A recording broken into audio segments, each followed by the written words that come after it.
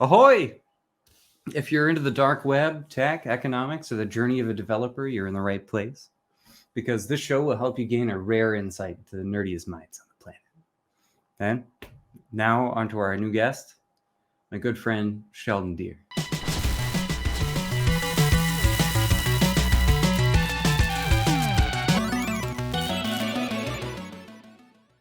Hey Thomas, thanks for having me. How you doing, buddy? I am good. I'm 12 hours opposite my hometown and I'm loving it. Right. So, word is you're in Asia. I'm gonna be bouncing between Oh, Malaysia and Indonesia for a little bit. I think that's the mode for me. nice. I think before we dig into that a little bit, can you tell us a little bit about yourself? Things that interest you, and perhaps some work that you feel particularly proud of. Yeah.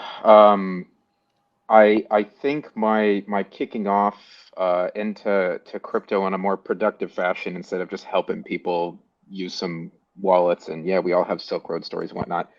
Um, I found a Taco Bell franchise when I was working at a enterprise as a network engineer, serving multiple businesses, and I did some work with a couple of different companies on that evasive protocol that was mining at a Taco Bell, and that was my orange pill, and that was my everything pill, and I haven't been able to get away from this stuff ever since. And my contribution over there did help weed out some instances of malicious mining. I think a lot of us who are a little older remember CoinHive, the one tab that would just, take over one core on a computer and just, Oh yeah. see what Bitcoin it could earn, right? So Mm-hmm. I, I definitely appreciate the value in that, but also it can be pretty disruptive in a business environment, and part of me appreciates that, and part of me is like, meh. So I'll put that as my contribution that I'm sort of willing to wear as a badge of pride, because it's where almost every one of my crypto stories start, and it's where some of my useful work is still useful to a lot of people. But yeah, I once I hit that pill, I still worked in network and security engineering and enterprise for about 10 years. And it took me about that long to go full time in crypto and try doing some other stuff. So it's been um, it's been interesting to be doing, research in tandem with my, uh, big business work, because like, yeah, that paid the bills super nice, but it wasn't what I really wanted out of life. And now I get what I really wanted of life. It's just a different level of being responsible for my own work, and I do like it a lot better. So yeah, Malaysia's been a jam, but the era of Sheldon doing one thing, that's yeah, no, that's gone. So, No, I feel that. I you left know. I left that life a long time ago. Calling all coding superheroes. Celligence, the secret headquarters of geekdom, is seeking exceptional engineers to save the world one line of code at a time. If you have a knack for turning complex problems into elegant solutions, we want you on our team. Join the League of Extraordinary Developers. Let's make magic happen. Go to the link below. Let's go back to the show. Right. So I'm going to jump in. We've got some questions. Where were you yesterday? No, I was wondering if you could share a specific moment or an experience from your past that you believe was a turning point in your life, and how did it shape your come up story? Well, usually when people ask me this question, I refer to that moment with Bitcoin research that I did before, but I think I'll give you an updated one, because I've been uncomfortable talking about this one, but I'm comfortable talking with you about weird stuff. Um, I panic sold BCH that I got for free shortly after the fork because Coinbase's UI crashed. It Mhm. wasn't quite me, but it was a handful of people who I was living with just being like, "Oh God, the price is crashing," and me being like, "I know it's not, but I don't care. I'll just take some money out of this. Whatever. It's free money anyway." And I regret that a little bit, because it could have been a little more money, but also it would be less money if I let it sit till now. So that was one of my first experiences with actual, like, crypto trading stuff, because almost everything else was like buy an asset, experiment, Hmm. read about it, read a contract. It's Like so that different was from the a, developer's perspective. Like there's so much you to know, read and learn and use from the stuff that people just end users don't, they don't get it. buy. Like Yeah. I had a room full of people pushing me on the money making part, because yeah, sure, it would be nice to have an extra few $100 around the house. Hmm. And I let myself fall into that peer pressure a little bit. And it was the first moment that I was really like, wow, I'm not cut out for trading. I already kind of knew it, but like I I know that my mindset isn't really cut out for crypto trading, because I was never super interested in crypto trading. I forced myself to have a small stock portfolio before I was willing to get into higher risk assets. So, the operation of kind of doing that in a little bit more of a social environment, that was where I started really understanding where, we're going to get a, pretty high delta between old school Bitcoin stuff, enterprise stuff that has no economics behind it, and funny money, Hmm. Yeah. Well, so you know. even Satoshi, right? He invented digital trust, and money was just the low hanging fruit. That was the easy thing to do with it. Yep. But, proposing and solving the double spending problem pretty much solve like physical things in the digital space, like the same way that they can be passed from person to person, data, all of that, right? It's people kind of miss the boat. It's greed kind of took the space over, and that was kind of weird to see. But I mean, it's also like where we came from a long time ago with or a long time ago on Facebook, where we met in the groups, right? Hundreds of thousands of people, always just chatter. There was way less shilling there. It's still around. It was like baby form back then, but it's like now it's just like enterprise shilling. That's all you see, and it gives us a bad look. The whole industry is kind of You know, like I remember that was how we initially interacted, I think, is just knee-jerk reactions to like, hey, did you guys look at the contract? Is anybody doing an assessment? Is anybody, smelling mm-hmm. before you buy the shitcoin or whatever? It's like Mm-hmm. I'm still somewhat bewildered after all this time that that's not solidified a little bit. I think that's part of the silver lining and all this other, like, over leverage and, money that doesn't exist, dumb stuff. But like, Mm-hmm. we're not there yet. It's still, No. what, 90% volume, super high volume of just, Yeah, no that's actual that's reading. all it is. Like a percent of the 3 or 4% of the people of the world, not even a percent, like 0.01 of them are devs, you know, and then that actually know how the technology works. And it's so weird. A lot of people when confronted with what would you do for $1 million, right? A lot of people would be like, oh, I'm gonna trade stonks. I'm gonna buy GameStop. But the reality is, very few people will sit there and make $1 million being bored, right? Read the docs, right? It doesn't sound hard. It's just tedious. Nobody wants to deal with tedium. It's the internet age brought on like mass ADHD and lack of focus. But then thankfully for people who love it, it's very easy. The curiosity, I'm still grateful for. It's still there. Mhm. It's buried in this noise of like, hey, I want to be rich, or hey, I think I can manage this and that trade and so on. But it's a young market, so I mean, I'm sounding a little bit bitter about it because we've been in it for so long. But like, Mhm. it is gradually getting better, I think. Kind of that reminds me of the Hacker Manifesto about curiosity. If anyone wants to check that out, for sure, definitely do that. We should put that. We should put that in the description for this. Um, but my crime is that of curiosity. You hate me because I'm smarter than you. So, but be that as it may, moving on, I'd like to ask you some more questions. Sure.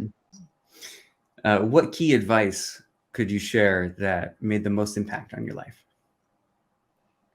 I think the number one thing was also at that company, but totally non-crypto related. It's really a little bit more, I don't know, working class or whatever the heck. But basically, at that same place where I was doing that Bitcoin research, and I had made it from tier 1 to tier 3 and worked on some special projects for big clients and all kind of stuff. I thought I was doing really well. And, I was well known across the company. I got employee of the month for my work. I was really thinking, oh, hey, I've tricked a corporation into valuing me. I'm going to be able to do stuff now. And in my naivete, I tried to leverage my own job for pay raises for about 60 people. And it wasn't so much that was the main thing that fell apart or cooperation, this and that. I had one colleague who was standing with me who was also in that tier 3 group, who also, made a similar chunk of change. And we were both in agreement that, if the entire working environment doesn't get better, it's just going to be toxic for us. We'll have more work. People won't do their due diligence on tickets. They'll offload it to us when it's not really their responsibility. Call center drama, effectively, support center drama, effectively.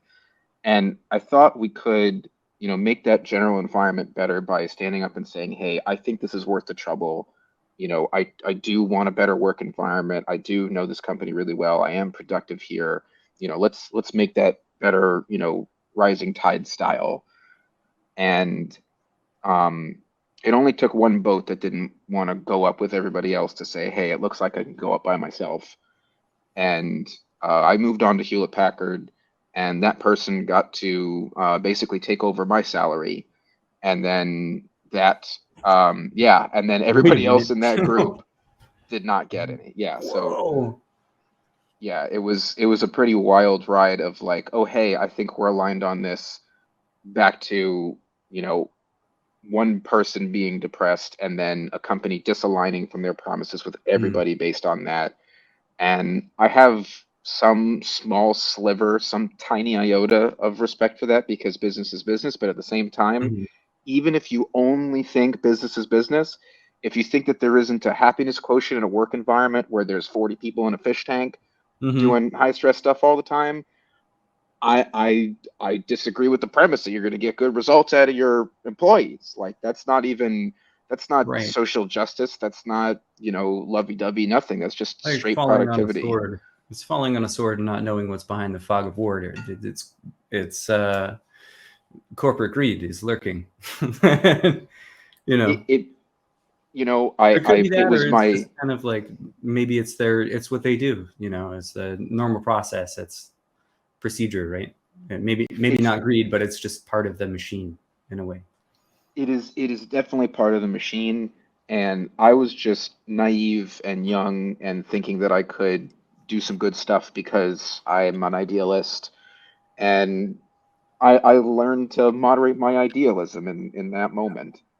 So I've been a little more, I hope that you got cautious. A lot of feel goods from it, at least, and not a takeaway with of course there's some foul smell about it, but no, I got letters of recommendation, and everybody who still works there is, that's really cool. Welcome friend. Like, yeah, it definitely didn't blow up on me. That's good. Okay, so given all of this craziness and what you just described, how do you maintain a balance between your professional and personal life? What strategies or habits do you rely on to stay focused and motivated? I'm always slightly intimidated to answer this question because my work-life balance has always been based on passion for my work. Even when I was doing the enterprise stuff, it was like, hey, I like learning this component of stuff. I'm going to go home and learn about it. And then, of course, that was all completely supplemented by crypto stuff. Just like, oh, hey, what's this weird new thing? Let me go read the docs and play with this, learn about this.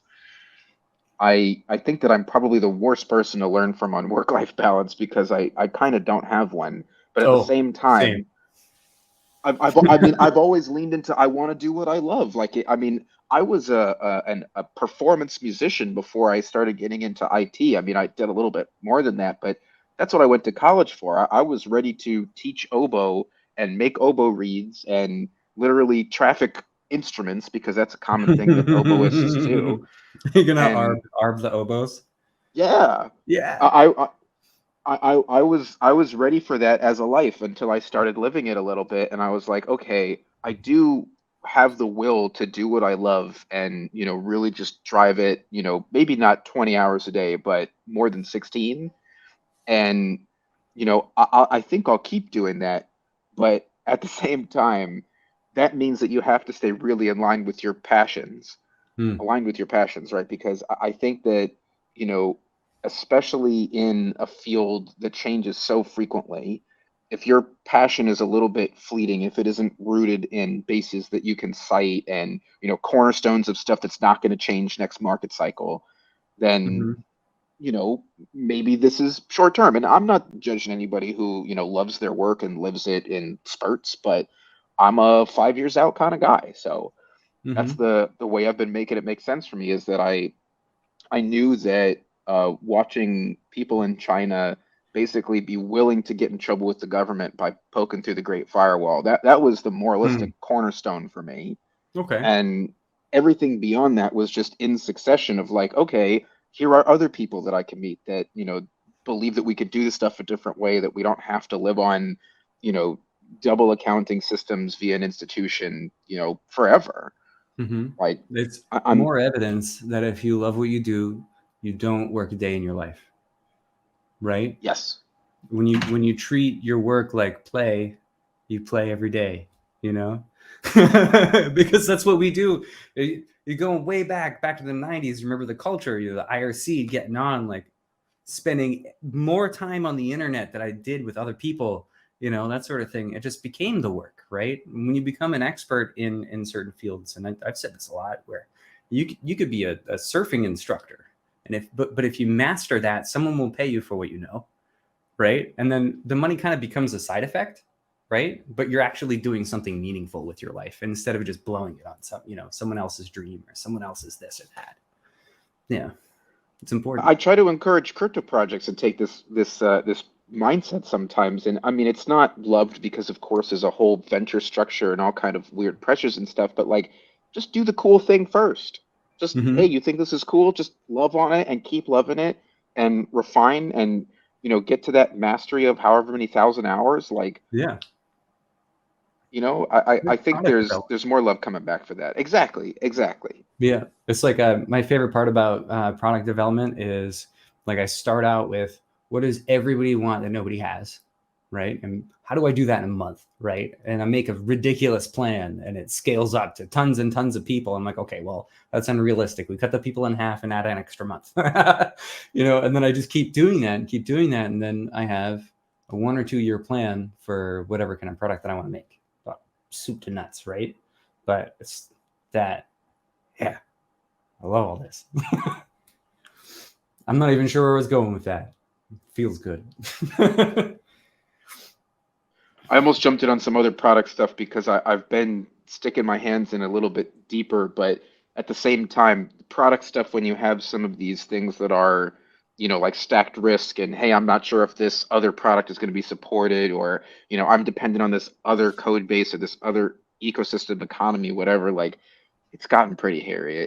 Mm. It's wildly different than it was 4 years ago, much less 6 or 10. Oh, back the ICO days. Everybody and their mother was starting an ICO. You don't hear about them anymore. No, I'm people ask me sometimes what are the successful ones I invested in, and I mean I'm not going to list them, but like of however many, like what, Not single many. digits, low Yeah. double. Yeah. I mean, I think I tried with a bunch of them.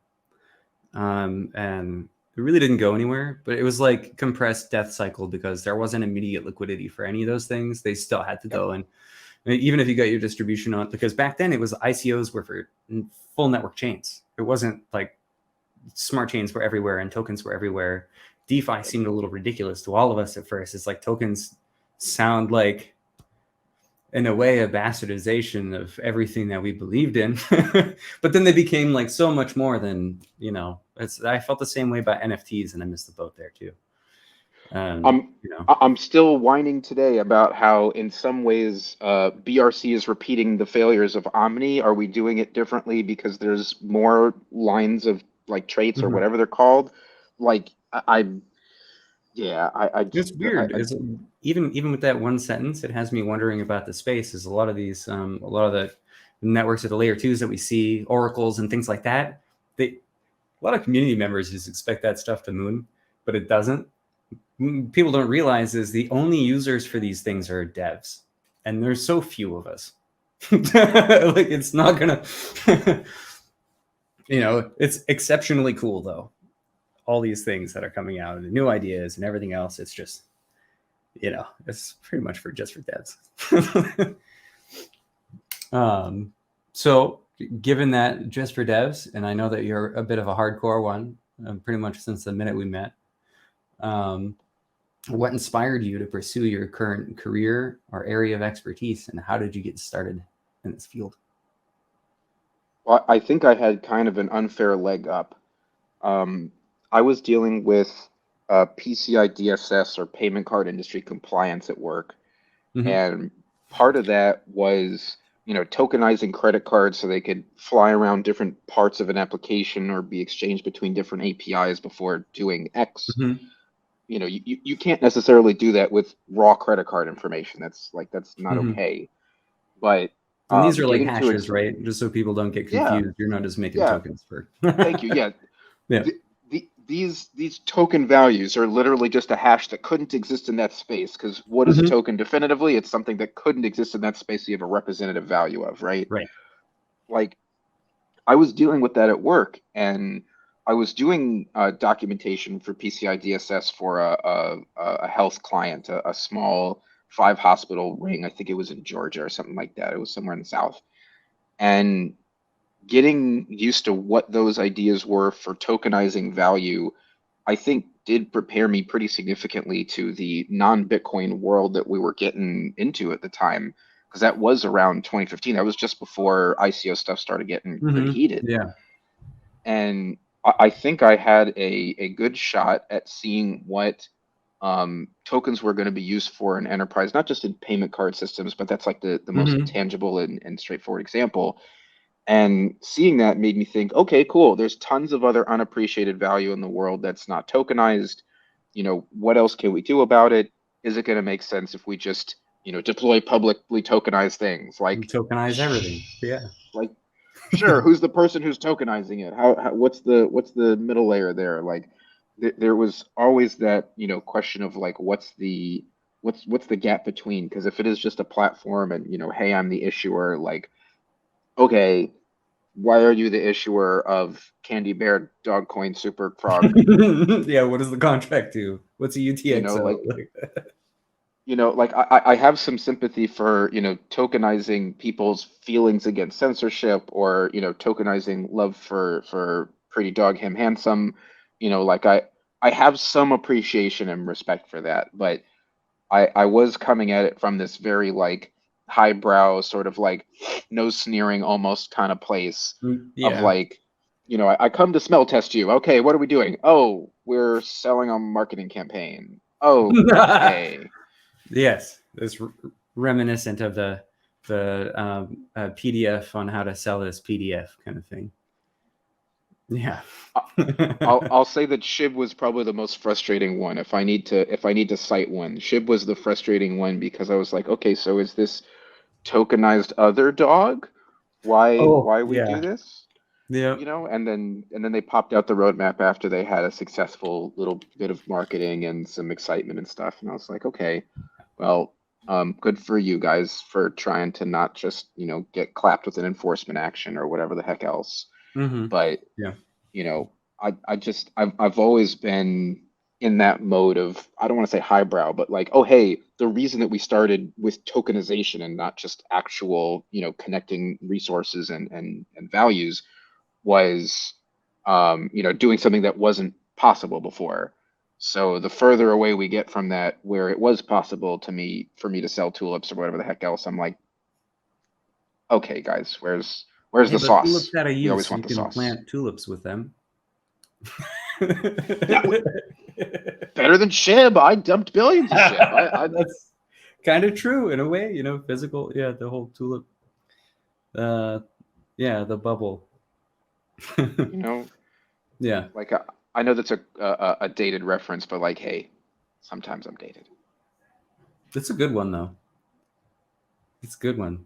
Also, there's some irony, somewhat of a side note, a connection here between, the whole tulip bulb craze there and the tulip trust in particular. I always thought that was exceptionally funny. Oh, okay. There's people outside my door. Let's see. All right, I've got a spicy question for you, but I'm sure. Please enjoy. If you would share with us an instance where you faced failure or rejection, and how did you use that experience to grow? I think if I was picking it off the top of my head, it would be the stuff that we were doing during the ICO period of like, hey, please look at this. Because I remember my first one and I forgot the asset because you washed that out of my memory. But I remember the first one being like, oh, I will be helpful. I know people are interested in this new stuff. There's all this excitement. Let me do a detailed and thoughtful assessment that tries to mitigate my bias, but also provide factual information and references. Mm-hmm. And getting the clapback on that from a bunch of people who are making money, that was a moment that I needed because, I needed to hear that it doesn't necessarily matter, even if I'm prioritizing the substance, because that's not what a market is seeing sometimes. And I ran into that wall somewhere between 180 and 220 times, something around that range. Yeah. And I'm glad that I did. I don't regret it one bit. But the first one was a not a shock, but like a bit of a surprise to me. And everyone after that was just gradually winding down that surprise of like, okay, yeah, this is normal, and we are in the minority of caring about this level of detail and Mm-hmm. tediousness and all kind of stuff like that. But I think um probably a better one would be a job I got rejected from, and I'm not sure I've talked about this on Oh. any sort of media before, but it's worth mentioning that I was going to move from Austin, Texas to Richmond, Virginia to work for a multi-state and international energy company, Mm-hmm. and I was going to firewall administration and network security engineering stuff for them, and I was looking forward to it. It was paying 160K. I was excited, of course. Oh, hey, sure, I'll up in my life for a 100% increase in pay ish. And I um I flew to Virginia to do the interview, and it was one of the only times that I've missed a flight because it was a little bit hurried and so on. And um, I went through the interview, and I did feel under pressure and bungle a thing or two, but they still understood that I knew my stuff and that I was educated in other matters and that I would be useful in the team because it was one of those like, Mm-hmm. group consortium-ish interviews. Like some of the people were my team members, some of them would have been my superiors. And they were interested in bringing me on, and we did start going through the paperwork and the process. But they saw that someone had accused me of a crime that I had not committed and was Mm-hmm. dismissed by a judge. And they also saw that I had put a piece of glass art on my Instagram, which was nondescript and did not in any way look like paraphernalia, anything illegal. Mm-hmm. It's literally a reputable artist who made a unique piece that I purchased in celebration of the job because I thought it was cool. And a very moralistic and weird HR department who had seemingly rejected some people before Mm-hmm. um, decided that I wasn't going to be able to get that job. Uh-huh. And I heard so many people say, "Well, why don't you sue?" I'm like, "Have you guys ever sued your way into a job? Do you understand that you're sucking the budget out of the team of Once people you that you're get there, it's joining?" gonna Yeah. be Hi awfully awkward. guys. What's up, Yeah. guys? You It's know, good to be here. How are you? like Yeah, I don't know that. about that either. Yeah. Like that one hurt me a lot. And I'm not saying that I regret doing anything that I did because I genuinely believe I did nothing wrong. Like in that case Yeah. where I was wrongly accused, I was wrongly It's accused and just a someone yeah, else it's beat just a me up. thing. What's weird about the social network policies and things like that is In the end, we're all slaves to the social graph, right? All of us, every single post we make, it's hard. I think it's more difficult for people like us because we've been on the internet since it started nonstop. So we got to be careful about every single thing you say. And then I think for younger people, it's a bit more difficult even because they don't know that that's going to be there forever. And it's like the smallest stuff too. It's just the smallest thing you could post and it's over in 2 seconds, I literally grasped that at age 8 and kept it in my mind for many, many years so I could look professional online and things were okay. And I knew what I was posting. I knew it was legal. I knew it was art. I knew it was an abstract image also. So it wasn't clear what the thing was that I was showing a picture of. But the idea that I could have been judged just on a series of data points and that some of them happened to show up as what a certain religious person might not be into was like, wow, this is genuinely wrong, and there's basically nothing I can do about it. And that was my takeaway is not that, oh, the world is unjust. It's like, no, I probably had my head on straight this whole time, but I'm still going to meet people who don't necessarily align with me on this stuff, have a contract with someone who runs Maltego, some similar service, scraping service, whatever. And then, oh, hey, we've developed a risk profile. Like, okay, I've still been confident and conscious that my regular footprint was perfectly normal and sane. Right. I know when I have cookies and I know when I don't. And that one hit me pretty hard because I had been careful for so long. And knowing that I was acting legally, I was like, wow, I could actually sue into this job. And nope. Yeah. It's probably, if you put the same amount of effort into just starting something, I'm sure you'd do a lot better. You'd probably disrupt him if you wanted to. I mean, I know corporate inefficiency. Like, yep. Yep. So, new question. What trends or developments in your industry or area of expertise do you find most exciting or promising? And how do you see them shaping the future? So I'll probably put 2 things in this category as like super high interest, super worthwhile, and then one of them as novel and interesting and still valuable. I would put interblockchain communication as a standard developing a little bit more outside Cosmos pretty high on the list. Okay. I'm excited to see some of that stuff. I know there's some funny business going on in the EOS ecosystem where that kind of happens in like adjacent kernels, basically. Okay, yeah. But there's a lot of stuff for that standard that's getting more adventurous, and some of it is much more proof of concept, and it's not necessarily going to work well in production. I definitely see a lot of that. Like at the same time, I'm pretty patient with something that's really, really worth satisfying, a series of different interests on this stuff. Not because I'm dying for corporations to show up in crypto, but because I would much rather them be interfacing with some, asset issuance chain like USDC than trying to make a, chain in Cosmos or series of smart contracts as Nike and all this stuff like that. That's not the social reputation model that I think we really needed. So I do really appreciate the the adventurousness for that, even though some of it is wildly unproductive, it's still worth a shot. Like that's probably top of my list. Below that, I would put Linux by default coming with Rust for new packages. So like not for new packages for new versions of Linux. Everyone now comes with compatibility for cargo. Like, okay. I really appreciate that. I'm a wild fan of Rust. I'm just dumb enough to read just about everything and work my way backwards because it's always been my method. But like I'm really excited for that because I think we've gotten really, really, really heavy into JS and it's totally useful. And yeah, JS is human readable like a motherfucker. Of course we can keep up and check simple keywords and all kind of stuff.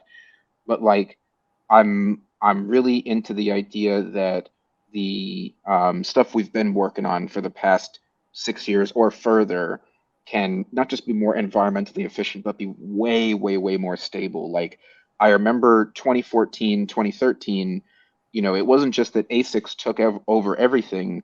ECC was also a point of competition. If you didn't Mm-hmm. have, enterprise hardware that could correct errors in the RAM, then you were at a disadvantage because somebody else was on the network who was doing that, whether it was Mm-hmm. blockchain proof of stake network or whatever.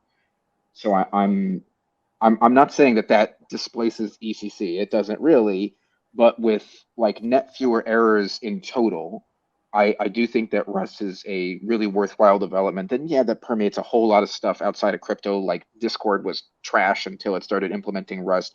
Dropbox was just bloated as heck until they started putting some of that stuff in the back end. Like I'm definitely grateful for it, but that's probably the top two things that are in my eye just all the time, you know, looking for the hotness because I think that'll be our, next jump forward of Mm-hmm. worthwhile stuff is like, okay, a standard of communicating and, reasonably standardized efficiency that actually, has an impact, not just efficiency in code or, NPM being like, nice and tight, but like yeah, I'm for that. But Man. in the third wacko category of like still cool, but a little bit what's the word? Removed from the exploration and research that I've been doing actively recently is directed acyclic graphs or DAGs.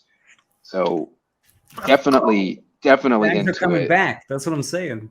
I mean, I it's love it. hot again. Like, I mean, Polkadot Eco is trying to pump one of theirs, even though it's like subtended with a proof of stake network and stuff. Like, like that sounds weird because it is, but I'll say this on the DAG front.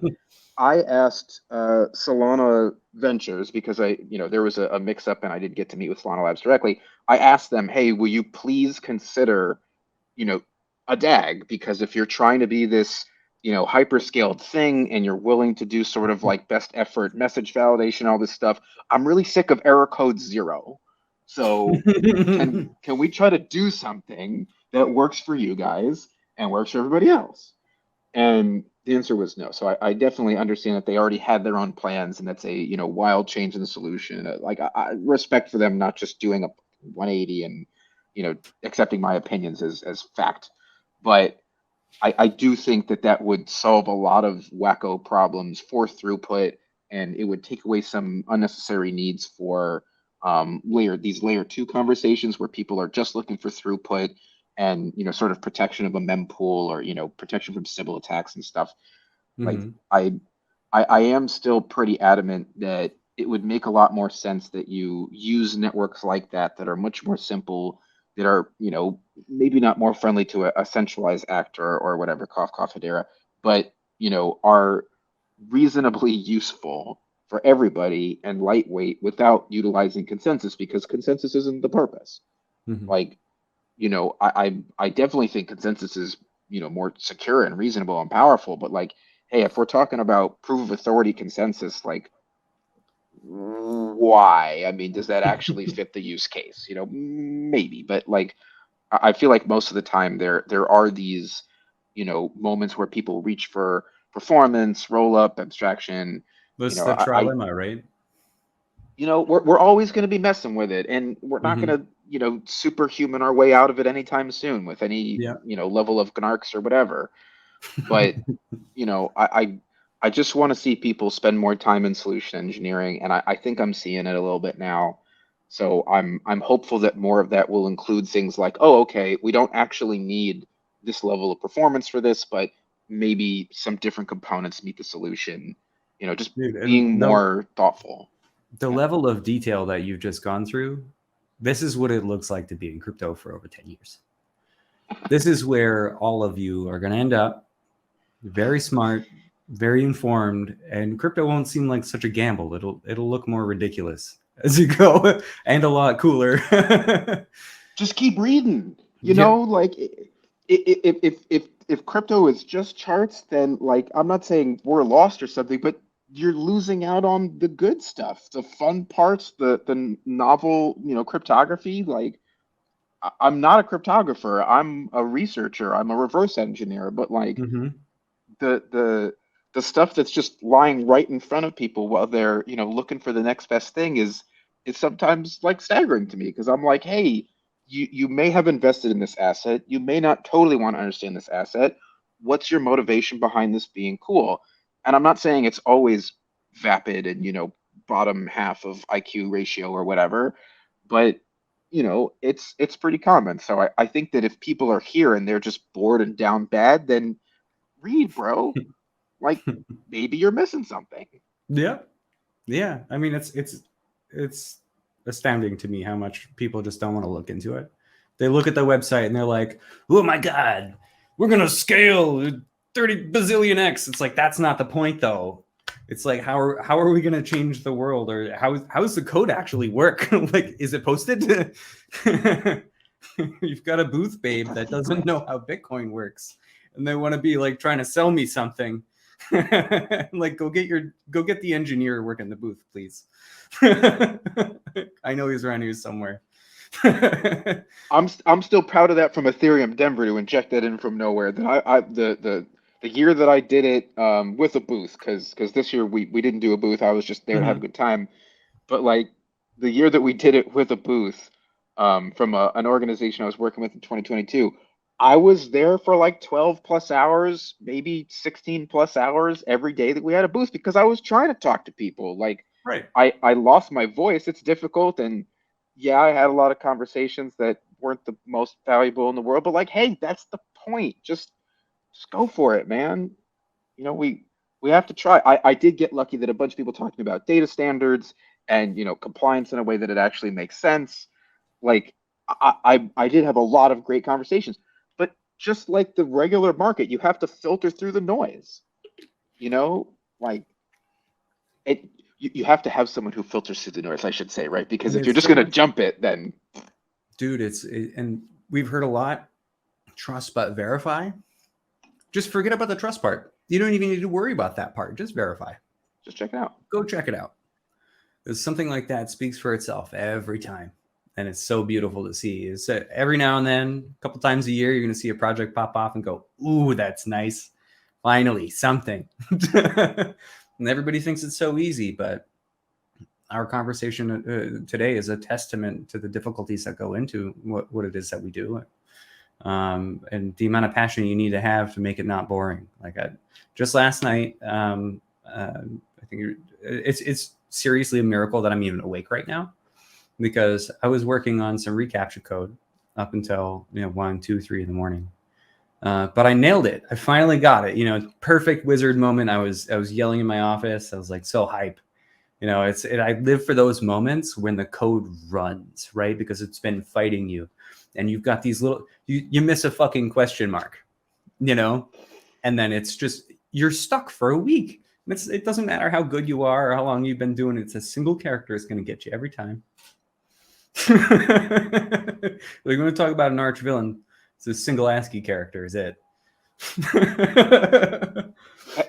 Have you seen a Greek question mark before? I was just showed this the other day. I've heard of similar looking ASCII characters, but this one spooked me a little bit. What? Apparently a Greek question mark looks almost exactly like a semicolon, but it's a different ASCII character, and it's just the tiniest bit. Pretty much the same. Yeah. You can do that with different encodings too. You can use like a lot of new browsers support like a bunch of different kind of encodings, and you can just switch it up on the fly and use characters from whatever set you want. So you see that a lot in like URL exploits and things like that. I can't remember what the name of it is. They just replace the character. It still says Google, right? But the L is technically backwards. You use a backwards invisible character or something like that and bring it, you know what I'm talking about. I got used to that on easy mode. No, I do, but like I definitely got used to it on easy mode because it was mostly like, proof point and email tooling and, not having to go through it myself until actually arriving at the email and being like, wait a second, no, that's not the same thing. Okay. Hey, wait a minute. Yes. Well, I think we've hit our hour. So I think we'll wrap up the show for now. Thank you very much, Sheldon. Don't leave just yet. Party favors after, of course. Thank you so much for having me on, Thomas. It's good to chat with you every time. Do you have any parting words for the nerds at home? Read. Keep reading. Read. Like it. That's what I'd say stay in school, but read the box instead. Yeah, you'll get better information most of the time. Forget the trust, just verify. Go get the docs and get started today. You said it, brother. Yeah. All right.